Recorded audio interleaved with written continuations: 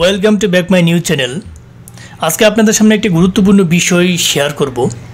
বিষয়টি হচ্ছে অনেকে আমাদের কাছ থেকে বিভিন্ন সাইডে ডলার লোড দেওয়ার জন্য আমাদেরকে নক দেন, বলেন যে ভাই আমাকে এই সাইডে $5 লোড করে দেন। তখন আমরা বলি যে এই সাইডে $5 লোড করতে চাইলে এত টাকা খরচ আসবে। তখন আপনারা বলেন যে ভাই এটার রেট হয়েছে $1 রেট হয়েছে সর্বোচ্চ 126-27 টাকা, তাহলে আপনি যেভাবে বলতেছেন 150 টাকা 145 টাকা ডলার রেট কীভাবে আসে? অনেকেই এই প্রশ্নটা আমাদেরকে করেন। এই প্রশ্নের উত্তর যদি আমি দিতে চাই তাহলে আপনাদের সাথে একটা বিষয় শেয়ার করতে হবে। সেটা কি? ধরেন এটা একটা ডিসবু সক্সের প্যানেল। এই ডিসবু সক্সের প্যানেলে আমি ঢুকলাম, ঢুকে এটা বাই করবো। আমি বাই সক্সে একটা ক্লিক করে দিলাম। বাই সক্সে ক্লিক করে দেওয়ার সাথে সাথে এখান থেকে আপনারা দেখতে পারতেছেন, আমি একটা উদাহরণ দেই, মানে দেখাচ্ছি আপনাদেরকে। ডেইলি 200 পক্সির দাম $18, ঠিক আছে। এখন আমি যদি এটা সিলেক্ট করি যে সিলেক্ট পেমেন্ট, আমি এখানে একটা ক্লিক করলাম, তার পরবর্তী পেয়ার দিয়ে আমি পেইড করব। আমি পেয়ার দিয়ে পেইডে একটা ক্লিক দিলাম, ওকেতে একটা ক্লিক করলাম, ঠিক আছে। এখানে শো করতেছে কত?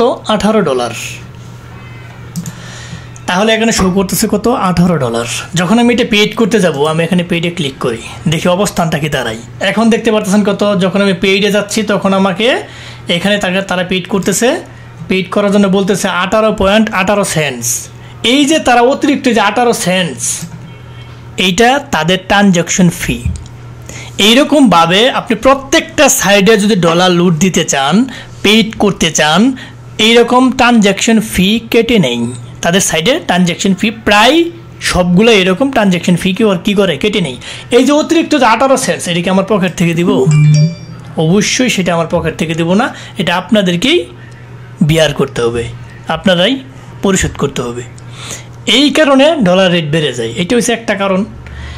এখন আমি যদি এইটা আবার পেড করতে চাই, আমি যদি অন্য কোনো একটা, ধরেন আমি এখান থেকে যদি লিড কয়েন দিয়ে আমি এটা পেড করতে চাই, বা অন্য কোনো কিছু দিয়ে যদি আমি এটা পেওনার বলেন, অথবা আপনি লিড কয়েন, যদি আমি মনে করেন যে বিট কয়েন অথবা লিড কয়েন এগুলো যদি আমি পেড করতে চাই, সেইখানে পেড করতে গেলেও আমার অতিরিক্ত, যেরকম লিড কয়েন দিয়ে পেড করতে গেলে, আমি এটা সাপোজ উদাহরণ দেখাচ্ছি, সেইখানে 0.001 সেন্টস ট্রানজ্যাকশন ফি প্রত্যেক ট্রানজ্যাকশনে এইটা মানে বহন করতে হবে।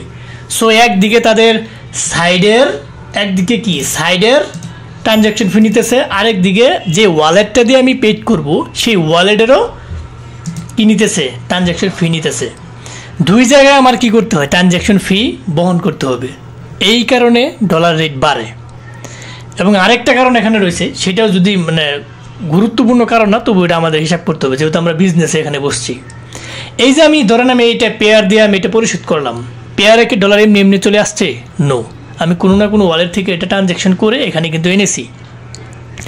এইখানে আনাকালীনও আমার একটা নির্দিষ্ট ফি কেটে নিছে, এটা আমি বাদই দিলাম।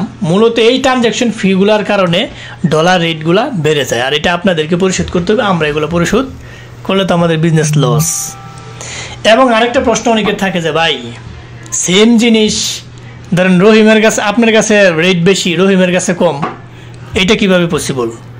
এইটা যদি পসিবল হয়, আমরা মোটামুটি অনলাইন জগতের সব দিক দিয়ে ডলার লুট দিই, বিভিন্ন অনলাইন জগতে সমস্ত টুলস সেল দিয়ে থাকি।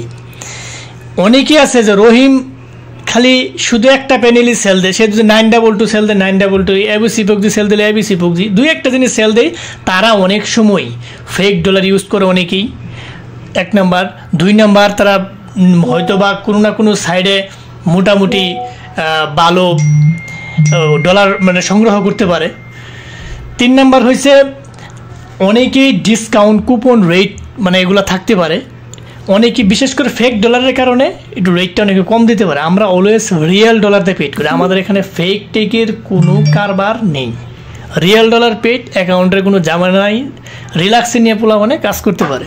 আমরা ওইদিকে ফোকাস করি সবচেয়ে বেশি, বুঝতে পারছেন? ওই জিনিসটার দিকে আমরা সবচেয়ে বেশি ফোকাস করি।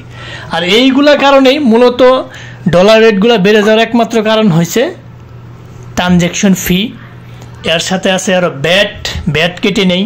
এবং যে ওয়ালেট দিয়ে পেড করতে চান সেই ওয়ালেটের একটা ট্রানজ্যাকশন ফি আছে। এই 3টা কারণে আমাদের সর্বদাই ডলার রেটটা বেড়ে যায়। এই প্রশ্নের উত্তর দেওয়ার কারণে শুধু এই ভিডিওটা মেক করা হয়েছে। আশা করি আপনারা বুঝে গেছেন যে কেন ডলার রেট বেড়ে যায়। সো ধৈর্য সহকারে ভিডিওটি যারা দেখছেন তাদেরকে অসংখ্য ধন্যবাদ। যাওয়ার আগে একটা কথা বলে যে আমাদের ক্ষুদ্র চ্যানেলটিকে লাইক কমেন্ট সাবস্ক্রাইব করতে ভুলবেন না। অবশ্যই লাইক কমেন্ট সাবস্ক্রাইব করে আমাদের পাশে থাকবেন, বেল বাটনটা অন করে দেবেন যাতে এরকম ইম্পর্টেন্ট গুরুত্বপূর্ণ ভিডিও আপলোড দেওয়ার সাথে সাথে আপনার নোটিফিকেশন বারে চলে যায়। বেশি বেশি করে বন্ধু বান্ধবের সাথে শেয়ার করবেন যাতে তারাও দেখে উপকৃত হতে পারে। সো আজ আর নয়, হয়তো দেখা হবে নতুন কোনো ইম্পর্টেন্ট গুরুত্বপূর্ণ ভিডিও নিয়ে। ততদিনের জন্য আপনারা ভালো থাকেন, সুস্থ থাকেন। আল্লাহ হাফেজ।